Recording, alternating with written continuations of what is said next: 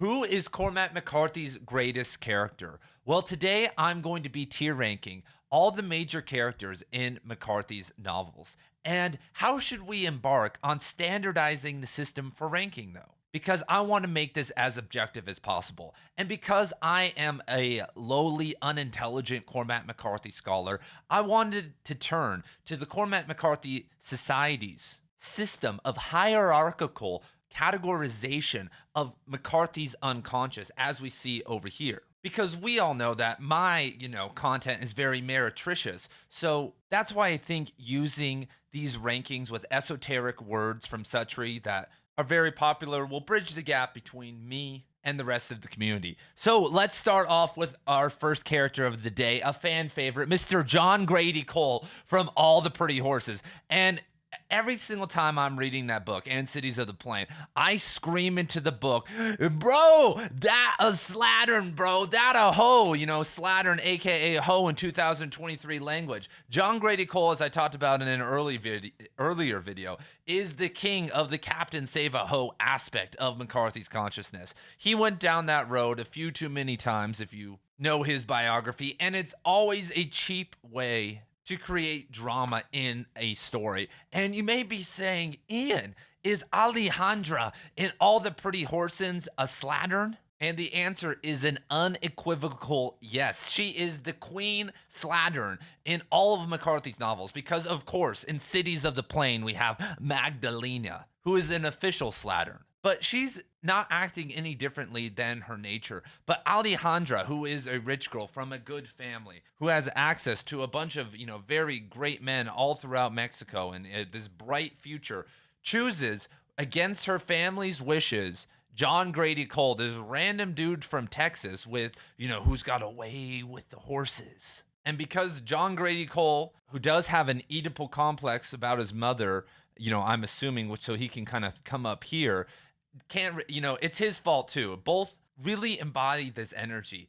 And, John just, after all this, just keeps nosediving because Magdalena is an epileptic. In terms of the hierarchy of women you want to get within the world, one in Juarez, that's an epileptic prostitute, is not the best choice. All right, so next, and if you guys disagree, then tell me what category he should be in, because like I said, this is the standard system for ranking Cormac McCarthy characters. Next, we have, another fan favorite, Harrogate. And Harrogate is going into the category of Tellerist vibes we can all enjoy, because he is one of the most iconic and humorous characters of all of the Cormac McCarthy novels, consummating a watermelon, the whole killing the bat saga, exploding himself in a cave.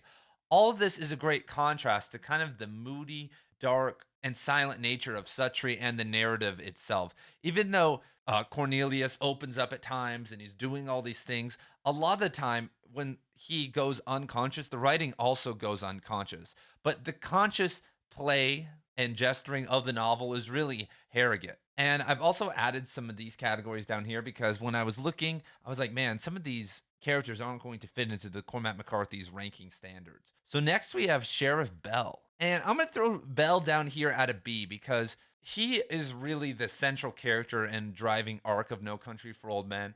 I don't think No Country for Old Men is a top tier Cormac McCarthy novel, but Bell's dreams and the contrast of his age and morals with Chigurh and even Llewellyn Moss creates a great interplay in the story. And McCarthy writes him at some level as a more relatable character than any other McCarthy character. You could argue that the father in the road is pretty relatable, but in general, I think Sheriff Bell and Llewellyn Moss are like very everyman type characters. And if I had to give the three characters we've touched on so far a letter grade, I've put them all in the B category. They are important, but they're not peak McCarthy characters, or they're not that terrible. So, next on our list we have Bobby. And of course, Bobby has to go into the Cormac's trauma he can't live out because he is a poltroon, which is a coward. And Bobby is such an interesting character because he is very smart. He is somewhat athletic and a risk taker in terms of deep sea diving and Formula One.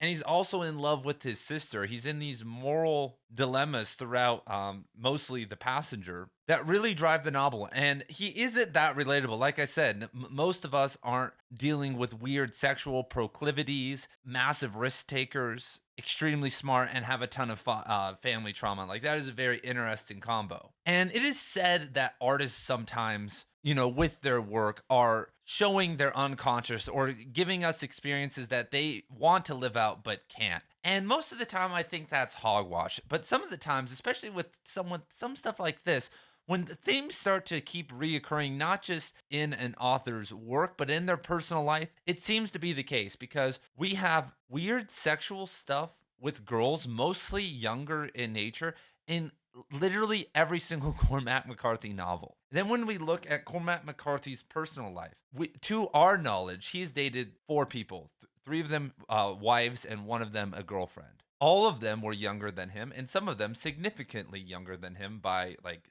over 30 years. And I've also read reports on Reddit from multiple different people who I would say are trusted members of the Cormac McCarthy community, who say that they've seen McCarthy out at bars in Santa Fe picking up chicks who obviously weren't in their 70s. And so when it comes to Bobby, being a character, this is the last B we're going to have for a while.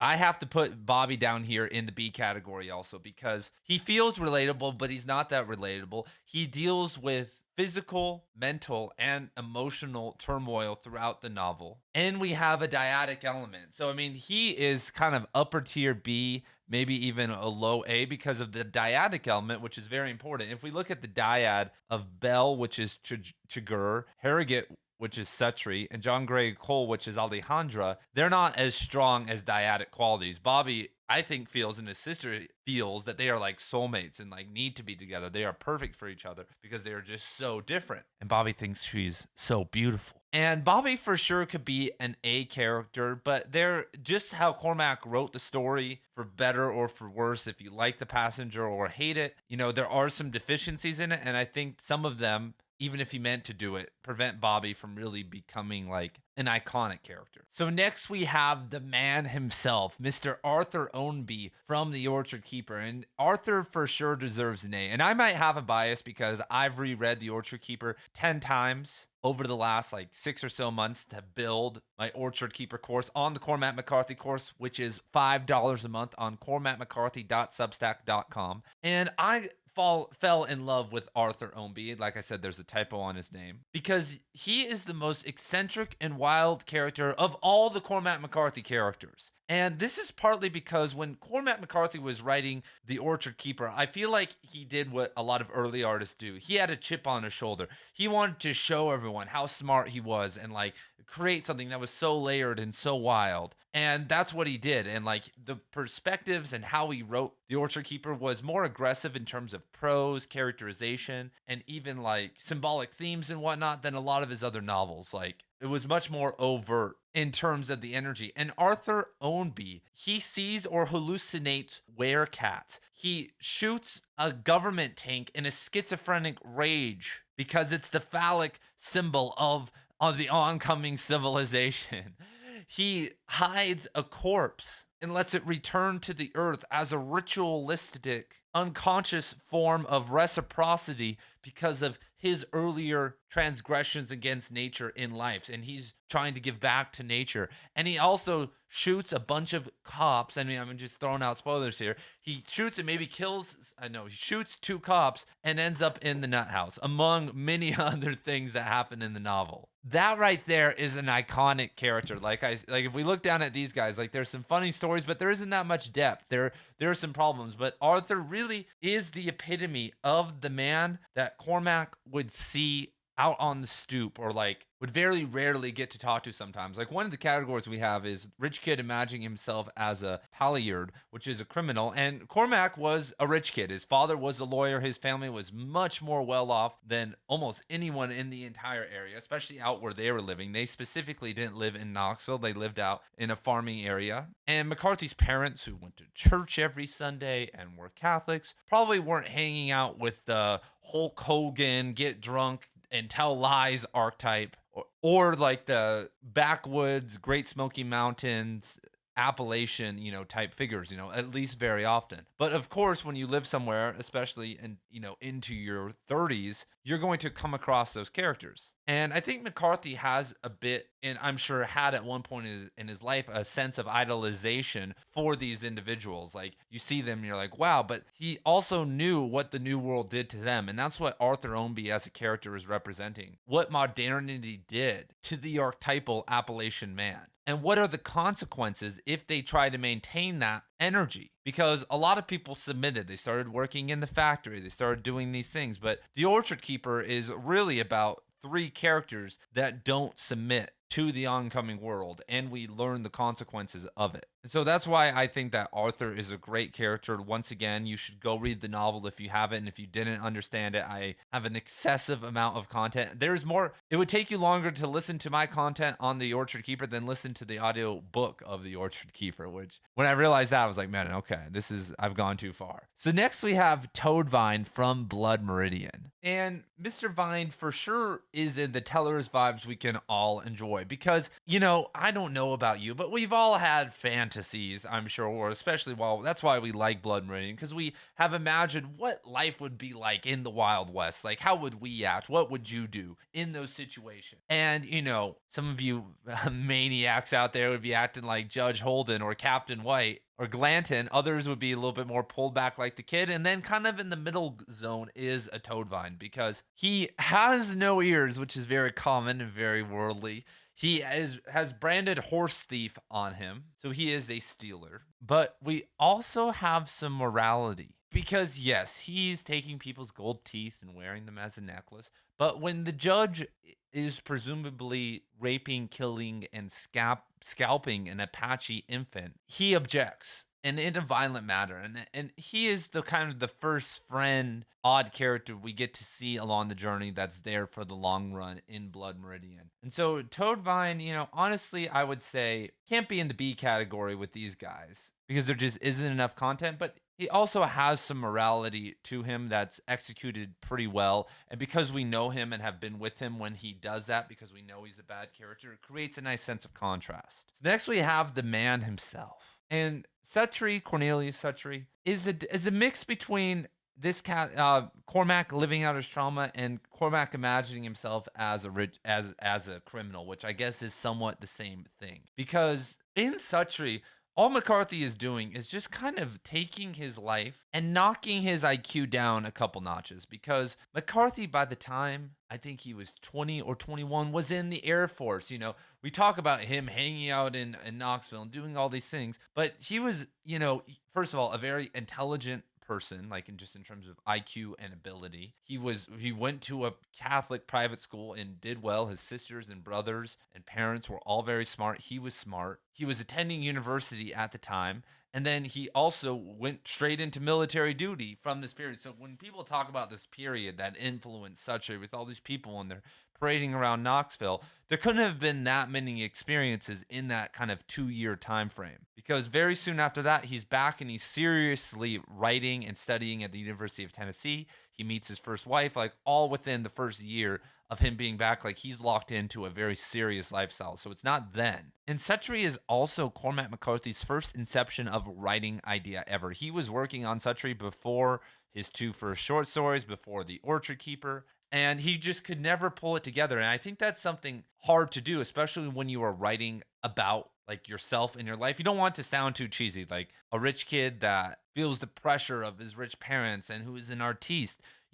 Cormac McCarthy as a human is talking about characters is a very complex individual. He enjoys, he's a Cancer. I know you guys don't like astrology, but he enjoys the arts and nature and doing different things, but he's also a very sociable human being. But his ambition in terms of career and the objective consensual reality around him is always very diminished and cold. And in the first couple drafts of Suttree that I read at the archive, one of the main differences that I could tell that McCarthy moved through in every single draft, that Suttree got less and less emotional, less and less invested in things, and we got less and less thoughts from him. And I think this was the tension that McCarthy wanted to create because he knew there was a story there about this Southern guy hanging around these maniacs who is misunderstood and just trying to go his own way in life. But McCarthy didn't have the life experience to really know how to make that work yet because, for instance, Cornelius Suttree has an ex-wife in the novel, and he goes to his son's funeral, and there's like this whole dramatic scene.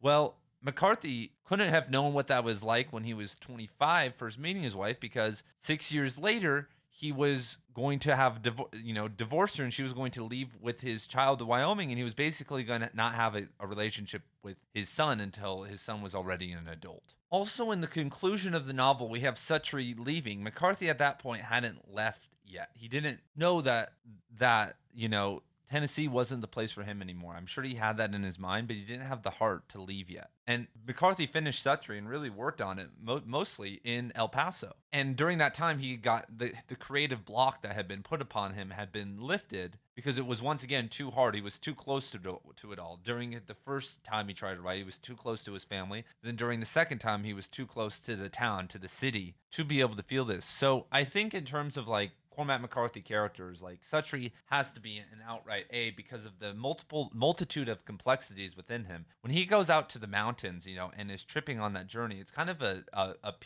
part of debate within the community, and I'm still unsure about this, if what he does and what he did out there was a positive, because after that he goes and gets into the relationship, I think, forget her name right now, it's slipping my mind, with the prostitute, and he does all that. But can we see that as a win for Suttree? It really seems like just a rampant crazy quest out in the woods that is based in just escapism. But the trip at the end with the dwarfish witch or whatever is really the real spiritual experience that then drives him to leave. And so the first one is a fake one. But like just that alone, like there's complexities that he is trying to characterize and grow in McCarthy's weird way, and we're not seeing that. And that's why we kind of see the cyclical nature of stories, and like, there's an aspiration and a dream, but then it fails, and then Harrigan's always doing something and something goes wrong. Like there's kind of that cycle, because until you can reach a certain level of consciousness and go through something, you can't leave that behind. And it's interesting that Suttree leaves it all behind without saying goodbye to anyone except tripping in the dew. He has all these people that he likes and knows, Harrigan and all these people. But at some point when he takes it to the next level, he realizes that they don't really care about him, that they're not really real friends. And McCarthy's success as a writer, and I think his failures in relationships, taught him that by him leaving, that a lot of these people, that there were better people out there for him, that in his youth and in his loneliness, he found people to help support him along the journey. But eventually there were going to be people like we see, like with him at the Santa Fe Institute, that he was going to be very close to and could really understand the complexities of him, because we want to treat him as a smart person. If you are a smart person, it's very fun to have smart people to be able to talk to and to be able to interact with. So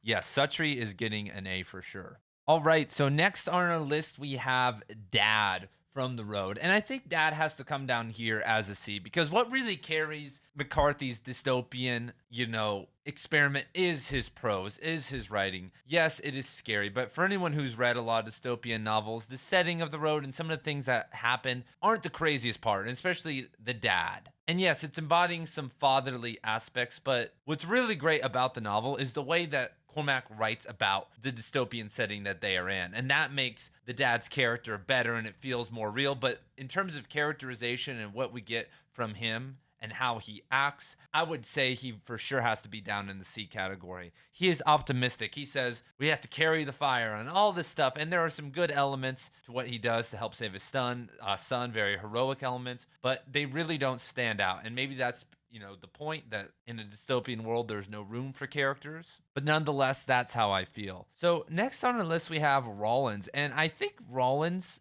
is also down here on the C level, because we don't get too much from Rawlins. And yes, these men don't talk very much. It's a different time of being very mute. But Rawlins, first of all, left home. We never get too much. I know that he was unhappy searching for this new world. He leaves home. He deals with the trauma of what happens with Blevins, the first time. Then he's out on the farm, and he doesn't pull John Grady aside. We don't really get anything like, hey, bro, that is slattering, bro. What are you doing? No. We don't get that from Rawlins. But what does bring him out of the D and the F category is that he's experiencing a lot of internal things. For instance, McCarthy writes him as getting raped talked about this before a little bit, but Rollins is raped in the novel by the guard that captures them before they get to the prison, or the leader of that group. All right, next on our list is, of course, Billy Parham from The Crossing. And Billy, I think, is either Billy is an A for sure. He carries the whole Border trilogy in general, because that, once again, we have, in terms of characterization, a lot of kind of minimalism going on, but Billy's emotion and idealization of a different world, with the wolf, to take the wolf back to Mexico, and the trauma of the wolf dying, then of his parents dying, then of Boyd dying, and then of his own soul dying, and him crying at the end of the novel after shooing away a dog, is one of the better character journeys I've seen. Much more elegant and complex than John Grady Cole's journey. And it's also fueled by all the storytelling, which, when you kind of add that in conjunction to what the transformation of his unconscious and what he's going through, adds a ton of depth and characterization, and it gives him a little bit more room. The Crossing is significantly longer than All the Pretty Horses, and even a lot of McCarthy's more recent novels. And so it gives him, really, all of his novels, except maybe Suttree, are shorter than The Crossing. So Billy has a lot of room to kind of capture our hearts, because in Suttree there are a lot of side quests and characters, but most of the whole time we're with Billy in The Crossing. And then if we fast forward to Cities of the Plain, he is the more redeemable of the two, and we follow him to the end, to like the ultimate into the ultimate tragedy, which I think is probably one of the deepest and saddest parts of any Cormac McCarthy novel, seeing Billy Parham homeless after everything that's happened to him. I mean, I think that's McCarthy's grandest statement, the epilogue to Cities of the Plain. Like, it's making me want to cry right now. So, of course, the judge is going to go up here on A, not just because of his character, but just the complexity that he brings to the table. For instance, a lot of people, view the judge as a very serious character who's spewing Nietzschean or Gnostic demiurge philosophy, or embodying that energy, or Lucifer, or all of that. But then I've heard a lot of other interpretations by scholars that don't even take him seriously at all. He just is a raving, high IQ madman that no one's really taking that seriously. And then at the end, he kind of starts to attain more supernatural qualities. But just the conversation alone, is he a high IQ madman that's just spewing nonsense, or is he the embodiment of all these major philosophies of the West, is enough to throw him up here in the category. And McCarthy remixing the Judge Holden into a fictionalized character was very good, because he balanced the supernatural and the natural very well in the novel. And a lot of people are always like, there's no supernatural elements. And I'm like, dude, did you not read the story? He's lifting boulders over his head. He's consuming the kid. He's plotting things and knowing things that are going to happen that he can't know that are happening. He's able to be at multiple places at once, maybe. So there's a lot of that going on. I think that really aids to the judge. And we really don't see anything like the judge other than the thalidomide. Don't even get me started on pronunciations right now. In The Passenger, we don't move into that zone very often. So next we have John Wesley Ratner from The Orchard Keeper, and I have to throw him in the B category, because on the surface level we don't get very much from John Wesley. He kind of just gets swept up into what the other characters are doing and the plot of the story. But if you take a very meta look at The Orchard Keeper, it's actually a hallucinated recollection or memory that John Wesley is having while looking at the gravestone of his mother and his father. And the story is a retelling, and that's why it feels very slipstreamy in terms of prose, and things jump and some timelines don't really make sense. And that's what's really happening. And so if it wasn't for that perspective, John Wesley Ratner would be down here at a D, because not that much goes on. But once you understand that and reread the novel, he actually is one of the more complex characters, because the whole novel's his remembrance. And it's not discussed very often, but McCarthy's very into framing. The start of The Crossing was supposed to be from the wolf's perspective. Who is the narrator of Blood Meridian? In The Orchard Keeper, there are pages and pages of McCarthy writing from the point of view of a cat. McCarthy isn't some experimental, infinite jest, I'm going to split the novel up into a fractal type guy, but he does dabble in postmodernist elements within his work. He's not a traditional linear writer, and a lot of people in the genre are. If we look at people in the Western and even Southern Gothic type field, they're most of the time avoiding managing multiple timelines, writing from odd frames, and then doing the typical Chaucerian, different characters have different point of views. And on top of all that, McCarthy will switch perspectives on in the middle of a chapter without very much warning. Usually he does it in with at least a period and a line break. But in the early drafts of The Orchard Keeper, he wasn't even doing that. And in a lot of his early drafts, he tried to, make it so that he could transition without the reader necessarily having to know with either a marker or a break.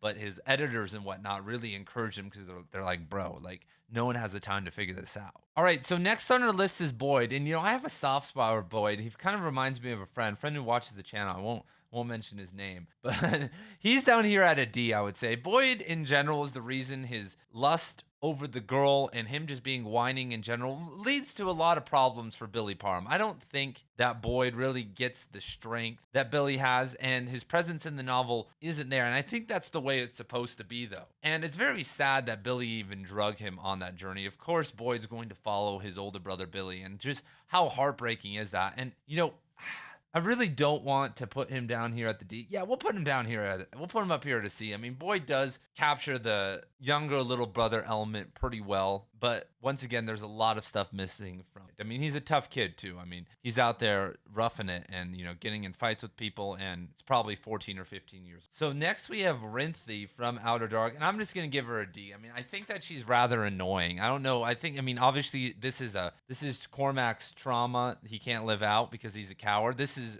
Cormac's depiction of his ex-wife, his first one, and having read interviews from her and stuff, I could see how he wanted to portray her as kind of just the confused, annoying wife that, and it's Cola's sister that's just wandering around. And she's never really involved with the Triune or too many major things in the novel. A lot of what she's going through is very internal. And it's not my favorite. She's not my favorite character in the novel. I'm going to be doing for the Cormac McCarthy course, Outer Dark and Blood Meridian next. And I'm already getting into Outer Dark. So I may have a mind change after I've read it 10 different times. But in general, her storylines weren't as good as Cola's. And even Cola's, Outer Dark's a weird book because it's probably the best out of the first 3 novels by Cormac. I could argue The Orchard Keeper is better if you know how to look at it the right way. But it's somewhat boring and a lot of the elements aren't there. It's almost the most distant out of the 3 novels, but there's this like kind of mood and energy to Outer Dark that makes it better than the others. Like he kind of tapped into something because Child of God is an extension of a sub-story of Outer Dark that McCarthy removed. And I think by that point he had learned that what he was doing was a little too complicated with The Orchard Keeper, so he pulled it back and put a little bit less of him, even though it's about his wife and what he was going through. It's like it's his Eraserhead. That's what I always say, and that's the vibe it gives. So next we have Llewellyn Moss in No Country for Old Men, and I feel like he's also a D. I don't really get and I feel like this is just maybe the frustration of what you do when you find a bunch of money, but I feel like Moss does everything wrong. And maybe it's just because I've watched the movie, but now if I found something of value, I would make sure there was no locational tracker on it. Like if I found a piece of technology that was very valuable, I would almost not want to keep it unless it was something I could almost guarantee it didn't have a tracker on it. Like this camera I am using. There's probably no way to track this camera down if I find it, but if there's a cell phone or something, you may be able to track that back to me. I remember I knew a bunch of kids at university who were stealing phones and being criminals, and some of them got caught because they tracked the service of the phone to the house that had been brought to or turned on one time to like reset it. And so with Moss, I feel like he's embodying this manly energy and doing these things, and that's what kind of clouds his vision. He's obviously living in a trailer park, so he's not the brightest of cookies unless, I didn't see any books in there. I know some people who live in trailers, which is fine, but I would say they're good people because they have interests beyond Bud Light and Hulk Hogan. So next we have Lester Ballard, and I think Ballard's a D character because like The Road and No Country for Old Men, there are elements of the novel that pull the story up. Ballard is depicted obviously as kind of a kooky, troubled guy because of problems with his father and violence earlier in his life, and he's kind of got these weird sexual desires. However, I have read, for better or for worse, a lot of very weird novels that are more recent that get into the minds of necrophiliacs or people doing very weird things, and they are much better. And I know that McCarthy wasn't trying to do this here. He was trying to show us from the outside the terrible nature of Lester Ballard, but I just don't feel it hit as hard as it should. And a lot of the other elements that drive the story forward and make it better are things that necessarily don't have to do with Lester Ballard as a character himself. His actions have brought on these consequences, but it's not him carrying the story. It's the plot carrying the story. Them chasing him into the caves. Us seeing what he's doing with the girls and what's his next move. I don't ever worry or get to know Lester other than kind of at the start where we're hearing these different whispers about him. But I've never really been that big of a fan of Child of God. And like I said, maybe during the rereading I will. But I think he's a pretty weird character. And so is Marion, I think his name is Sylder, from the Orchard Keeper. Out of all the characters in the Orchard Keeper, he's probably the weak one. I did in the course like character breakdowns, and John Wesley's was like 20 minutes, like character essays, and Arthur Omby's was like 30, and I could only get like 5 or 6 minutes for Marion. He's a whiskey bootlegger. He's got a soft spot for John Wesley Ratner, but beyond that, we don't get very much.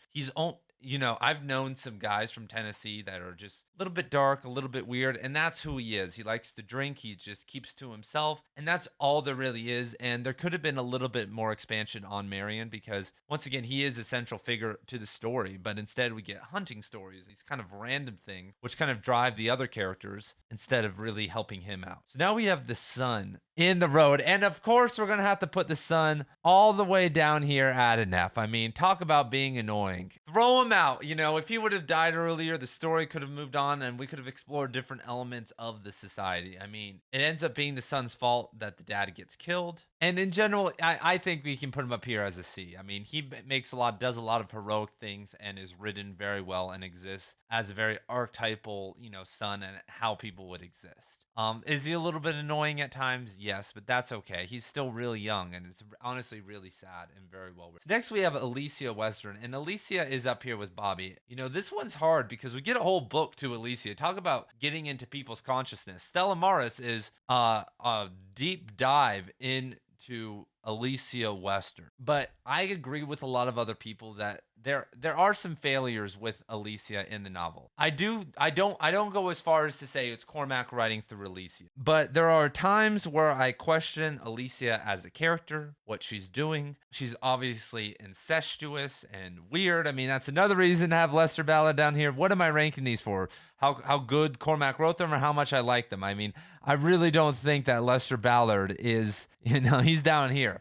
Alicia has some problems, but I think it's kind of weird. Like, it's kind of cool that she's like kooky and like, that's a slattern. I mean, Alicia is the queen of the slatterns. If we're talking, she wants to get with her brother and her brother only. But I'm going to throw her down here at a B again because she's the depiction, much like Chigurh, who's up next. And we can talk about them side by side. Patrick O'Connor, who came on the show, professor of philosophy, talked about how both characters are really representations of the problems with hyper-rationality. I mean, Chigurh is, a hyper-rational character. He uses the coin flips, and all he cares about is getting the money. Even though we may see him as being emotional as a killer, he's all logic. He's all calculation. And at some level, Alicia is too, but it's driving her crazy. Her not being able to feel and dive into her emotions, and you trying to use logic to do these things, discrediting you and these people, end up over the long run creating much more problems for her than good. And I think that's a very subtle thing that McCarthy does because she's having hallucinations. She seems like she's in her feelings and she's crying and she misses her brother and all this, but she is very calculated with what she is saying. She's scared all these other therapists off and they couldn't do it. And this guy kind of gets in her head because he builds a rapport with her over physics and mathematics and whatnot. And that's her kind of way of showing what side of the fence she stands on a lot of issues through her opinions of these individuals. But that's a roundabout way of just saying how you feel, which is very silly. And when you're as talented as Alicia is, it creates a lot of mental problems within. So next we have Captain White. And generally, Captain White is got to go in this C category, all the way down here, because I feel like Captain White doesn't really live up. Of course he dies, and he does a pretty good job of, depicting who he is. But when I was researching Captain White for a presentation I was doing, I did it on the Cormac McCarthy Substack talking about the true identity of Captain White and who he was based on. There honestly wasn't very much. I mean, he has one conversation with the kid that's like in totality, and it's really just him kind of going on a disquisition, and then that's it. And then we get him saying, "Dear God," when the Comanches attack and we have his head. So we could throw him down here a little bit more, but the function in the story that he serves is done and written very well. Next, we have the kid, and I think the kid is kind of a mid-joter. The kid's a little bit mid, and it's based off of Samuel Chamberlain and what he's doing. But we don't get very much from the kid. Like the kid is horrified and like not doing some of these things, and for sure he deserves a B. But he cannot even touch the A category. He's a low B. He's almost somewhat like Toadvine. But he's just in more scenes, so he kind of gets this little bit of a boost here. He has a dark side. He's killing people. He's doing bad things. He's probably engaging with prostitutes and these things, but he won't rape and kill children. There's a couple things that he doesn't necessarily engage in that the others do. He has a sense of morality to him, but he doesn't really step up to the judge very often, especially at the start of the novel. We see Toadvine doing it and other people kind of having spats with the judge, but the kid does it. But it's awesome we kind of get to see his arc, the arc for him coming and being a normal person to joining an army and then eventually kind of turning himself into a killer. And so that aspect of Blood Meridian is pretty cool, but we don't get very much in terms of characters in Blood Meridian. So next we have Jimmy Blevins. And, we have to put someone down here at an F. And I guess it has to be Blevins because, and maybe we could blame McCarthy for this, but him being scared of the storm and all that is just really weak for everything that ends up happening in the novel. And maybe in the long run, he saves them because they're going to Mexico with no idea what's about to happen. But they could have lived a much better life. That is Rollins and John Grady Cole. But Blevins fucks it all up. And he really is a sour taste in the entire story because he eventually takes out Billy and he's peeing his pants and he's being weird and wants to go home. He's violent. He tries to steal the horseback. He should have just accepted where he was at and rode with his friends and got in a job. But he had to get the horse back. And of course, it was a very nice horse. I'm sure it was a family horse or one that he stole. But it most likely was one that he stole. And he's trying to steal the horse back. I mean, he can go get another horse another time. And so for sure, Blevins is going to be our token nap. And next, last but not least, is Cola. And Cola is also is going to receive a C, which is our most populated category because Cola has the confrontations with the Triune, shows a sense of interiority a little bit more and kind of the dreamlike stuff. But he's also just kind of an asshole. He isn't working. He's being a criminal. That's why the squire, whatever his name is chasing him around because he's kind of being a piece of shit. He doesn't keep his word.